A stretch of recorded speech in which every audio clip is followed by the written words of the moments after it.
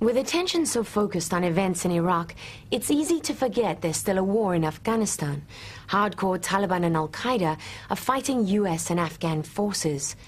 What you don't normally see are the hidden battles being waged by American Special Operations troops, like the US Navy SEALs. Tonight, you'll see the team of Navy SEALs that's captured or killed more terrorist leaders in Afghanistan than any other unit. The SEALs are traditionally so secretive that no journalist has ever been allowed to go with them into combat, until now. There's a chance of maybe 30 guys being there. If there is, there could be a big firefight. We will not. It was night at their base in southern Afghanistan. The SEALs were receiving final instructions from their team chief for a mission that would start in just a few hours. But that's it. I'm going home to see my kids. You guys are going home to see yours. We're not going to. Their plan was to go after a mid-level Taliban commander, but new intelligence had just come in that compelled them to switch targets at the last minute. A possible location for this man, Rosie Khan, the most powerful Taliban commander in the south of the country. The SEALs knew he was the man financing and recruiting Taliban and Al-Qaeda fighters and bringing them over the border from Pakistan. We flew in with army pilots from the National Guard right into the heart of the Taliban insurgency. 1 minute! As we approached, people in the village would be able to hear the pounding chopper blades, so the SEALs prepared to take fire and braced for impact. The SEALs immediately surrounded the village to stop anyone trying to escape into the nearby mountains. We got any update from the Apaches? The team commander was in radio contact with his men. I want to get a couple of snipers up on the high ground there and there just to look down. I see a guy up on the mountain there.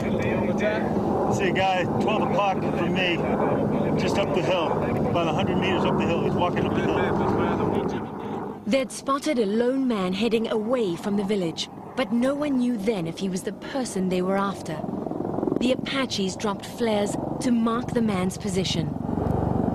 We've got to get him. That's probably him. All forces, it's important that you hold your positions at this time. We're going to take him out with the Apaches. But before the team commander could give that order, he lost contact with the Apaches, so the SEALs on the ground returned fire and killed him. What can you tell us about the man who's down? The man that's down right now appears to be the primary target. What would it mean if you really did have this guy? It would be huge. It'd be really huge. We've been looking for this guy for 2 years. And Boat 5-1, you can start. The SEALs moved through the village, expecting further resistance. Mitigate risk as much as possible. If we need to shoot that compound, you let us know. We can do it with the Apaches. But use offensive frag grenades, use whatever you need, but don't walk into an ambush, over. Their job is to root out enemy fighters from the innocent people in the village. But any time they're fired upon, the SEALs automatically detain all the men. They're not cuffed. They're not cuffed. Call some guys up and get them in here. They ain't been cuffed, they ain't been searched. Some of them are cuffed, some are not. I want them all cuffed. They shot at us. Whenever they shoot at us, we cuff them. An assault team secured each house, but they didn't find any other fighters. By now, the SEALs had brought the dead body down from the hill. What's the tattoo? Looks like our man. He had 6 frag grenades on him. He had 6 AK-47 mags on him. He had, I think, a 9mm pistol.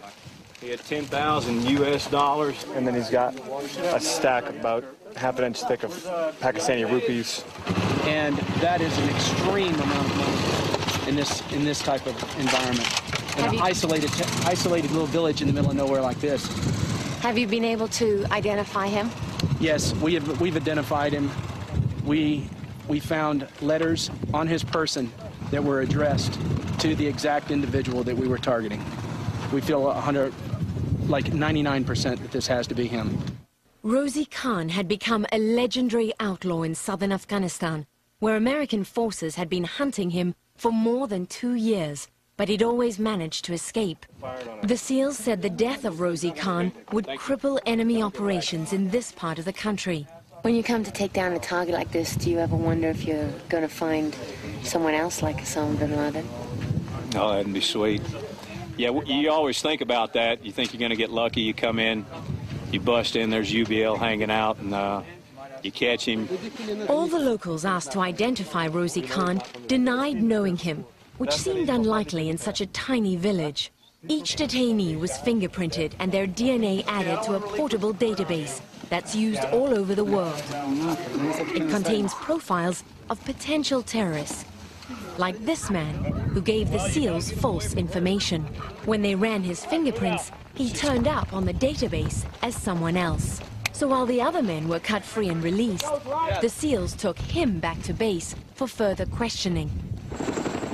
There would be little time for the SEALs to relax.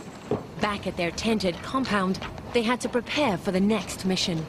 That meant cleaning their weapons, a constant battle against the dust that gets into everything, and testing their rifles at the range to make sure the sights are properly aligned. Just 2 days after killing Rosie Khan, the SEALs were on the attack again.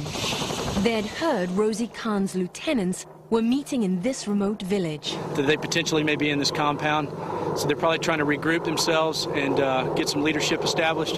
So we're trying to take advantage of the opportunity and going in and either capturing them or killing them also. But if these guys are smart, if they've learned anything by now, they won't try and run. Right, that's why we always have to be cautious, because they could be inside potentially setting booby traps or doing other things. That's the reason I got the snipers up there. They've got their optics out, looking inside the compound, trying to get as much information as they can. The SEALs cautiously approached, but once they got inside the village, they found mostly women, children, and old men. There were no obvious signs enemy fighters had been there, until they started searching. What are you looking for? Looking for anything electronic, batteries, wires, any kind of bomb-making material as well. Do you ever find weapons in these boxes? Weapons, opium, knives, yes. RPG rounds. That's exactly what turned up in this search. RPG rounds, complete with grenade launchers. These rocket-propelled grenades are a sign that, although everything looks peaceful and normal in the village, when you scratch the surface and start to search around, you find evidence that there have been people here who are not just simple farmers. When they questioned people, the SEALs found out they'd missed the men they were after by just a few hours. So was this a wasted effort? Oh, no. They're really never wasted efforts, because when you come in here, what you do is you disrupt. Like, we know that they've been watching us while we've been here. So they're ever-presently, they're sitting around trying to watch what's going on. They're watching us now? Yeah, most likely. The SEALs frequently bring along a civil affairs soldier whose job is to help win over the locals by handing out basic items and finding out what aid is needed in these poor villages. Okay, well then what we want to talk about now is stuff that we can help his village, and he can tell us what kind of things they do around here. The message is, help us and we'll help you. Which town has the most bad guys in it?